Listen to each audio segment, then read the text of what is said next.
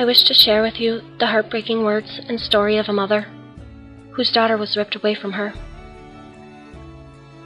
The midwife laid the baby on my chest. As I gazed down at her, I was overwhelmed by love so strong it took my breath away. I turned to my husband Saber and said, "Isn't she beautiful?" He just stared at her, remained silent. My heart sank.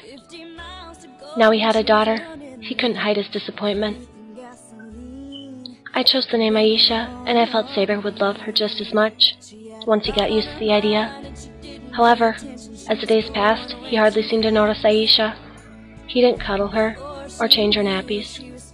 When I spoke to him, he seemed distant and unsettled. I'd met Saber on a holiday in Egypt. We'd agreed we would live together in England. But when Aisha was 4 weeks old, he told me, "I'm going home to sort out some business." The weeks became months, and he didn't return.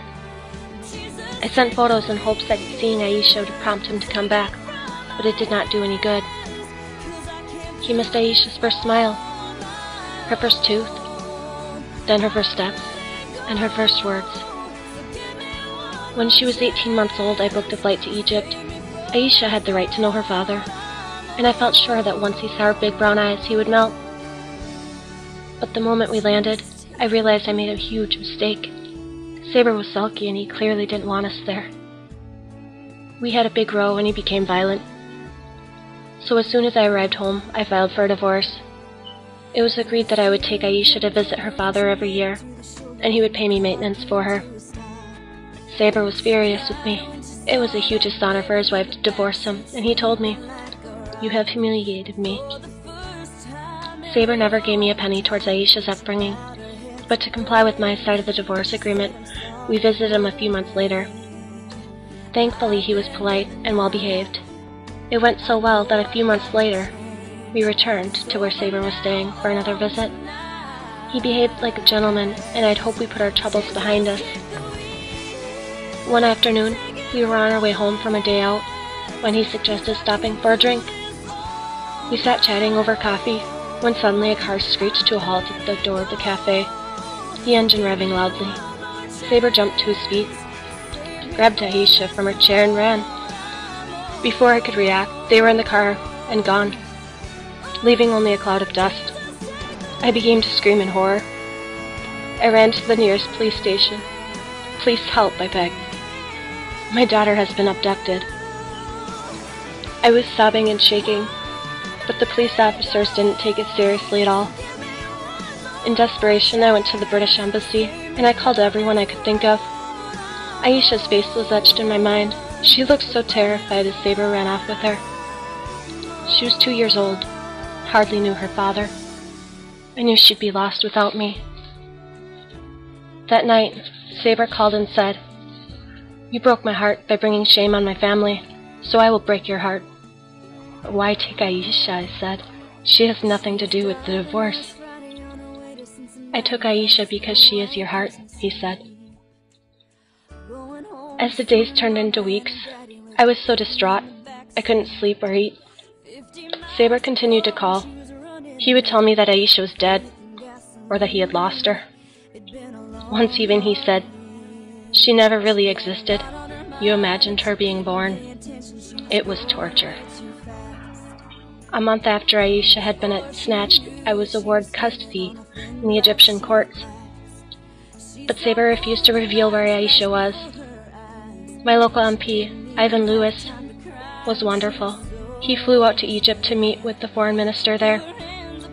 The British police did all they could too.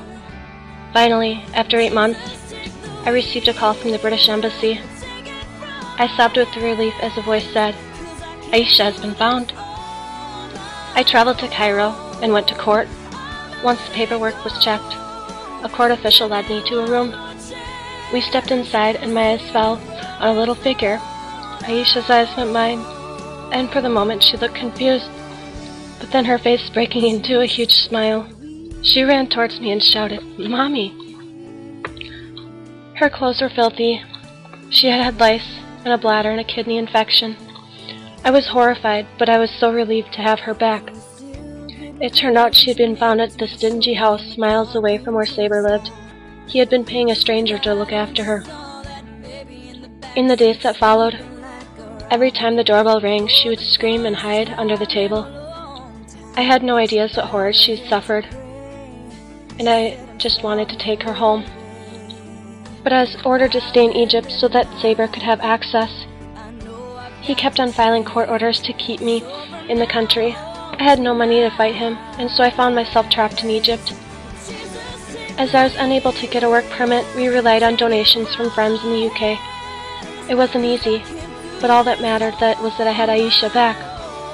Over time, she turned into a bubbly, confident little girl, and I hoped that the memories of her ordeal were starting to fade. She saw Saber occasionally, but most of the time he didn't even turn up for the visits.